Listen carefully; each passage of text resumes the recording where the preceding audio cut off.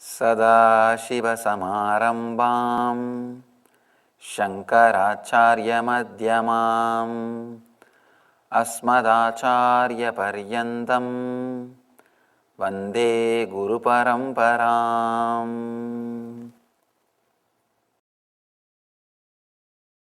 The other day I was taken to a industry by one of our devotees. He showed me how they fix some components, and he showed me those movements, how they fix.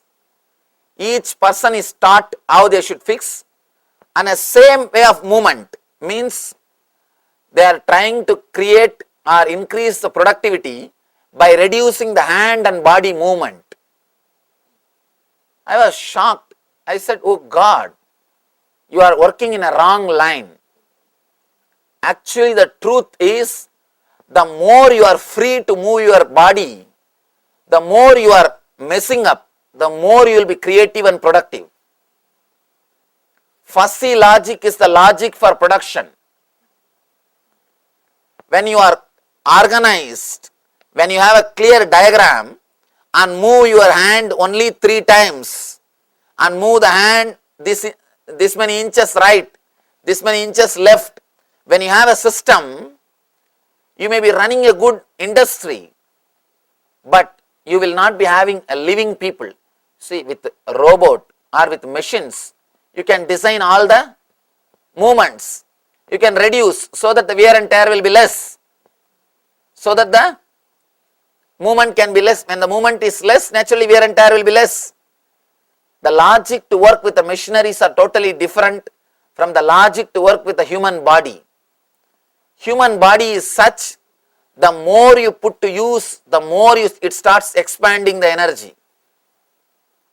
Be very clear. When you start believing, the more I use the body, it will become tired, you start expressing the same tiredness. But the truth is not such. The truth is, the more you use your body, you handle your body, the more it starts expressing the energy. I have seen in Indian villages, people living 100 years easily, very casually. 100 years, they don't wear specs, they don't have the spare tooths, they don't have their tooth set. There are so many things they don't have. I have seen in Indian villages how people live with minimum things for years. Very casually they live.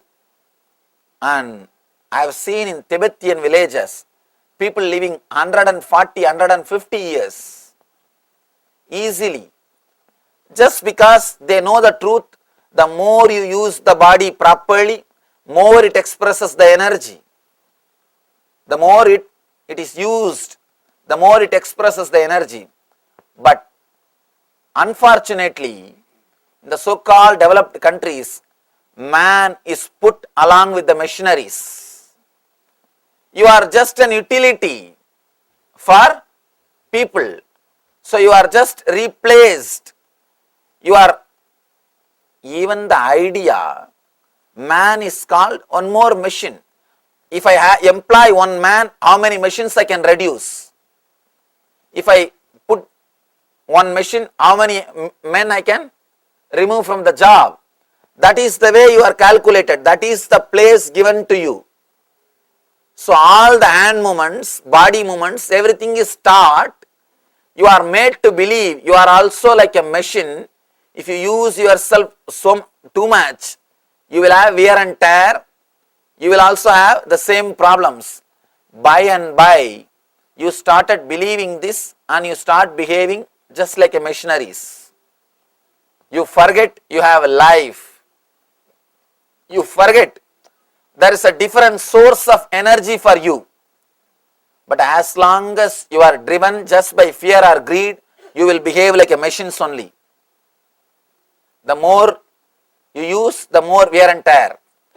If you can touch the source of the prana, if you can touch the third source of energy, which is not fear or greed, then you will understand, the more you use your body, the more you become alive.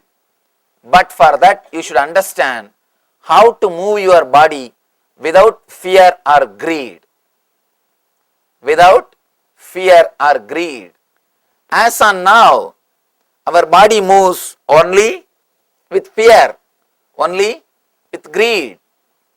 Try to do something without planning logically about fear or greed. Bhaya and kama.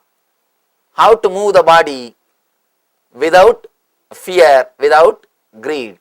Then you will understand this technique. Then you will understand what Shiva means by the word, let your body sway rhythmically. Let it swing rhythmically. He says, in a moving vehicle, by rhythmically swaying, experience the amazing thing, little difficult to believe. He says, just by that you can experience the inner peace.